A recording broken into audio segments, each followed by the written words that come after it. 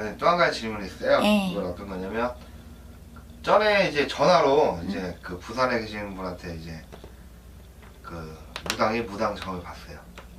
전화로? 네, 전화로 봤어요. 페이스북으로 봤는데 일단 그런 것도 있고 한데 이제 선생님이 애동이잖아요. 네. 애동이니까 찾아오시는 분들이 혹시나 있는지 있어요. 무속인 분들이 와서 뭐라고 해요? 그러니까 저한테는 현재 이제 제작길을 가고 있는 분은 아닌데 네. 내모셔가지고 다시 가야 되나 이런 분들이 오시는 케이스가 많아요. 그래요? 예. 뭐 할아버지하고 3년 동안만 할아버지 제가 잠깐 쉬다가 다시 할게요 이랬다는 분도 계시고 근데 조금 저 개인적인 생각에서는 그래도 이런 데 왔을 때만큼은 지금은 그래도 뭐 제자가 아니니까는 좀 허심하게 그냥 말씀을 얘기를 하고 서로 나눠서 방법 같은 거를 제가 도움이 될 수 있으면은 해드리면 좋겠구만은 뭔가 이게 뜻이 안 통하더라고요. 저는 딱 알고 얘기를 했는데 전 처음에 심지어 이런 일도 있었어요. 스케줄표를 지금 관리를 하고 있는데 네. 예를 들어 오늘 하루 점사 끝났어요 제가. 네. 그다음에 이제 매니저 분께서 이제 그 스케줄표를 정리를 하세요. 근데 보고 있는데 그날이 한 8명인가 되어 있었어요. 네. 제일 마지막 전화번호하고 성함이 있었을 거 아니에요. 네. 딱 봤는데 제가 정말 증인이 없으면 이거 웃기는 얘기거든요. 네. 제 옆에 매니저분도 계시고 내 신동생이 하여튼 누가 있었어요. 네. 이렇게 쭉 보다가 이제 그 분이 한 몇 시였나 이름하고 전화번호가 있더라고요. 네. 근데 이제 순간 이제 그 제가 스케줄표를 점사탁에서 나가서 거실에 제가 그걸 본 거예요. 네. 보고 있다가 제가 얘기를 한 거죠. 이분은 이 마지막 혹시 옛날에 제자했었나? 이제 이렇게 얘기를 한 거예요. 제가 네. 제 입에서 툭 튀어나간 거예요. 어떤 거지? 진짜? 이제 이렇게 옆 사람들이 이렇게 된 거예요. 근데 이건 이제 내일이 돼야 증명이 되는 거잖아요. 내일 점사라 그분이 왔어요.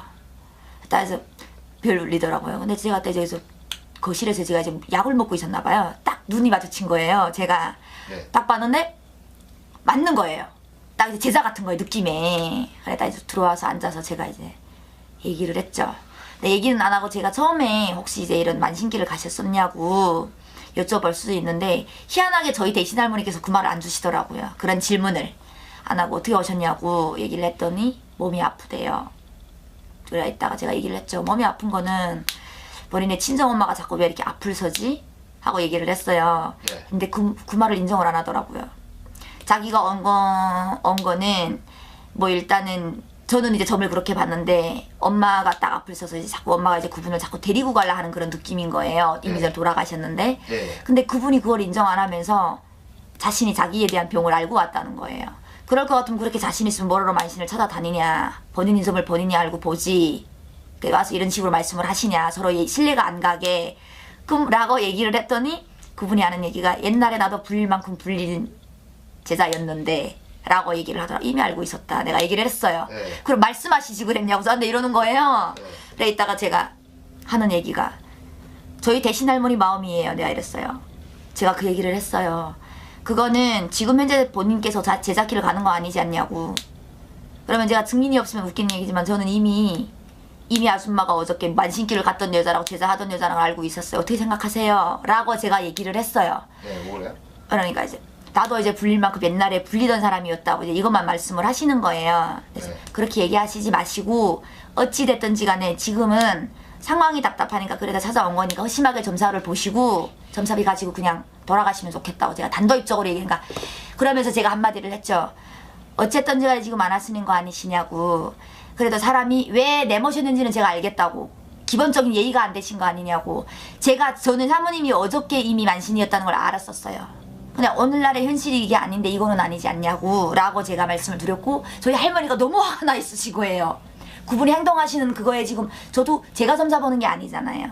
그러니까 저희 대신 할머니께서 딱 봐주시는데 저희 대신 할머니 성격이 좀 이렇게 딱딱 찝어서 말씀하시는 이런 게 있으세요. 그러니까 그 행동을 제가 한단 말이에요. 앉아서 기분이 나쁘신 거예요. 점사 보는 것 자체가 마음에 그런 일이 다 있었다는 거예요. 그러니까 자기 점을 제가 얘기한 다 들이 까더라고요.